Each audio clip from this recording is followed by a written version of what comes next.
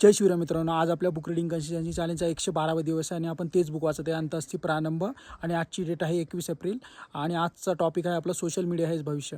So मित्रांनो, आज social media हे फक्त आपण काय करतो हे जगाला दाखवण्याचं कारण राहिलेलं नाही, तर ते आपला व्यवसाय वाढवण्यासाठी, आपली कला प्रदर्शित करण्यासाठी एक महत्त्वाची भूमिका बजावते.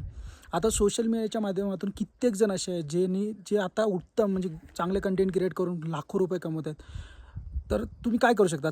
ज्याला चांगलं गाणं गाता येतं, त्याला चांगलं बोलता येतं, विनोद करता येतो किंवा एखाद्याला चांगला स्वयंपाक करता येतो, तर ते ते सोशल मीडियाच्या माध्यमातून सादर करून ते जगभरात फेमस होऊ शकतात आणि त्यातून ते लाखो रुपये कमवू शकतात. आता तुम्ही काय करा, त्यासाठी 101 दिवसांचं कन्सिस्टन्सी चॅलेंज फॉलो करा आणि ॲक्सेप्ट करा. ते तुम्ही त्या ऊन, वारा, पाऊस काही येऊ दे, नातेवाईक या सर्वांपासून लांब जावा आणि तुम्ही त्यात कुठलंही एक तुमचं चॅलेंज घ्या जे तुम्हाला सुटेबल आहे. जसं बुक रीडिंग, जसं मी घेतलेलं आहे. आणि तुम्ही काय करा, त्याच्यातून तुम्हाला काय शिकवण भेटते 101 दिवसामध्ये. जर तुम्हाला टीम बिल्डिंग किंवा तुम्हाला वर्क मॅनेजमेंट कसं तुम्ही केलं, त्यानंतर तुम्हाला काय चॅलेंजेस फेस झाला आणि त्याचा तुम्ही तुमच्या रिअल लाईफ जीवनामध्ये सुद्धा वापर करू शकता.